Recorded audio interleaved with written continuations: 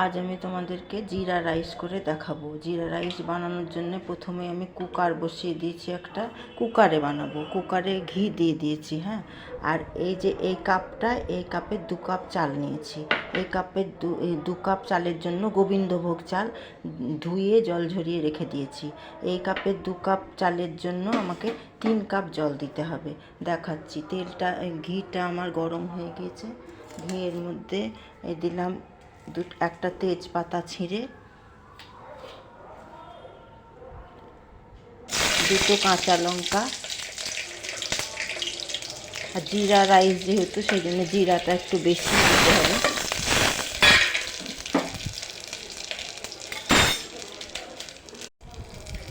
জিরাটা দিয়ে দিচ্ছি। আর এই যে আমার জল ঝরানো চালটা ছিল, এই চালটা এবারে দিয়ে দেবো।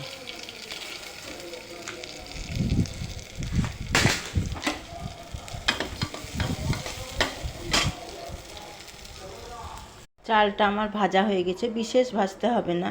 আর আমি ওই যে 3 কাপ জল একটু এতে গ্যাসে গরম করতে দিয়েছিলাম, গরম করে রেখেছিলাম। এবারে আমি জলটা দিয়ে দেবো। জলটা দিয়ে দিলাম। আর এই যে লবণ, স্বাদ মতন নুন, আর যারা মিষ্টি একটু পছন্দ করেন ব্যালেন্সের জন্য একটু চিনি দিয়ে এবারে আমি কুকারের মুখটা, ঢাকনাটা লাগিয়ে দেবো। একটা সিটি দিয়ে 10 মিনিট স্ট্যান্ডিং টাইমে রেখে এবার আমি কুকারটা খুললাম। কুকারটা খুলে এই যে এবার সার্ভ করে দেবো। এই যে জিরা রাইসটা সার্ভ করে দিয়েছি, ওপর থেকে গোলমরিচের গুঁড়ো, ভাজা জিরের গুঁড়ো দিয়ে সার্ভ করে দিয়েছি।